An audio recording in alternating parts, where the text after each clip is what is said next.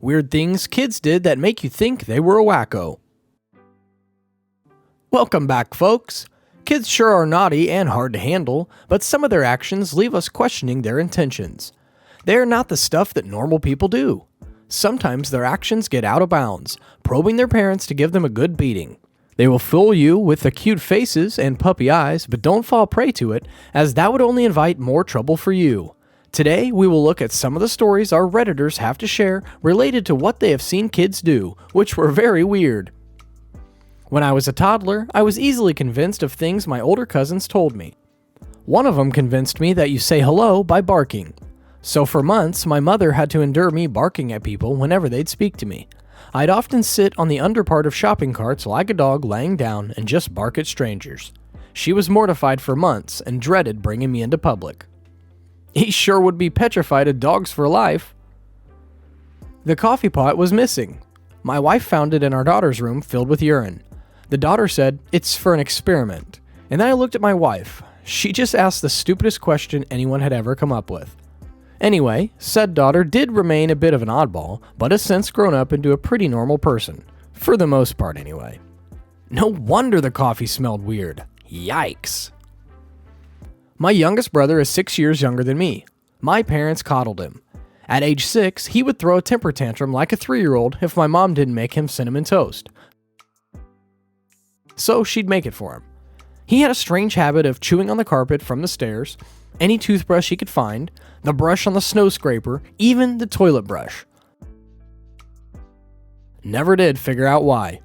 He ended up in business school, worked for a bank for a while, and then took over for the business for my parents and is absolutely minted now. Got married and has 3 perfect kids. I wouldn't have thought that growing up, but I guess kids are just strange. Chewing made him go a long way for sure. My eldest has an imaginary friend named Xavier. He claimed that he was a ghost that lived in his playroom and he would sit having long conversations with him.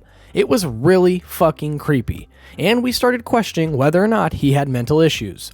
He stopped mentioning him shortly after he started preschool and he started hanging out with kids his own age. He said he doesn't even remember having an imaginary friend now and is your typical moody teenager. Xavier would miss him for sure.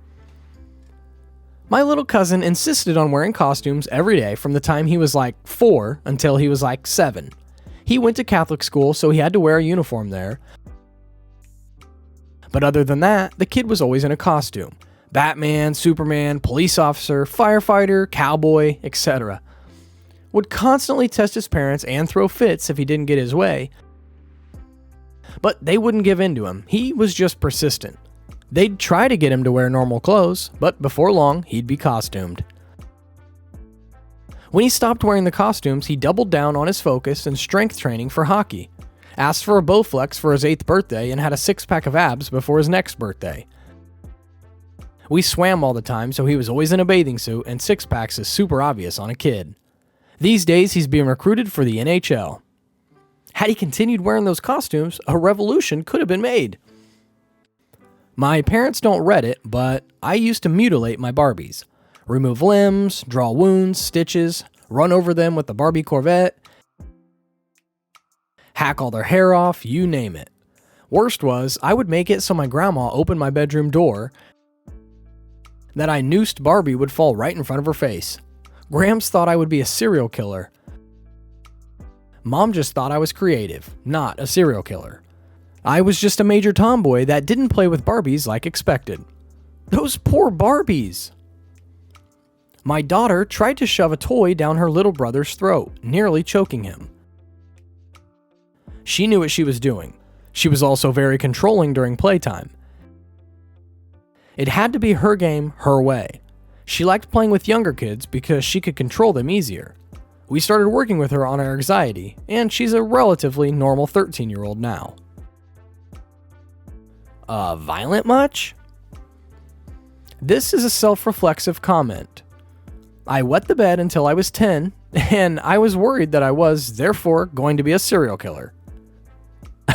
I think that's fairly normal compared to the other incidents. My sister is 10 years younger than me, 8, and is an absolute fucking psychopath. When I babysit her, she will commonly threaten and sometimes attempt to stab me with various sharp objects. She has a nasty habit of playing mind games with anyone that will leave you wondering how the fuck that just happened. For example, she has to cut up things like books and throw shreds around my brother's room with my name on it. It's a sketchy thing, being that she can hardly write, yet she can forge my name. She swears like a fucking trucker, and consistently tells me to ass fuck myself with a cactus, and like, my parents completely disregard any accusations I make against her. She has a temper like you've never seen before, anger that I can only imagine is concentrated hell itself from being released through the form of my sister. Considering the fact that it looks like I'm living with my parents through uni, wish me luck. That kid should take a break for sure. I laughed when people died because of traumatic shit. My dad literally thought I was going to be a serial killer. Poor people at their funeral. I walked on my tiptoes till about age 8. I would write and draw in the air all the time with my finger. I'm totally normal, married with 2 kids, and a professional writer. I'm not sure why I did it, but sometimes I still catch myself writing in the air randomly.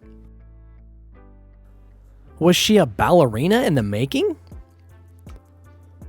When I was little, I remember I would drown ants with cups full of water, and I would sometimes surround them with water and slowly fill it in, and they would be trapped. I would also step on them and horrible stuff.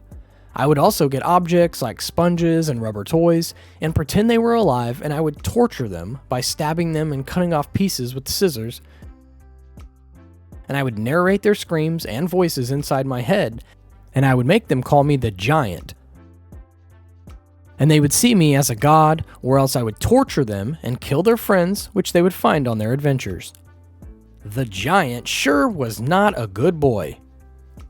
My little brother used to run around wanting to show everyone his penis and loved playing with his butthole. He has now not only come out of the closet, but he kicked the door down. That's simply just a funny story. I wanted to see how much I peed in a day, so I got a big glass from the kitchen. I would pee into it, then leave it next to the toilet.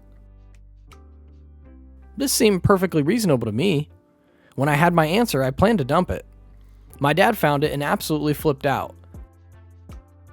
Basically told me I was a disgusting, crazy person and he didn't understand what was wrong with me, why I was the way I was, or how someone like me could be his daughter.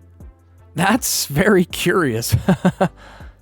Have you ever done anything like this when you were younger? Comment your thoughts down below and do subscribe to our channel before you leave.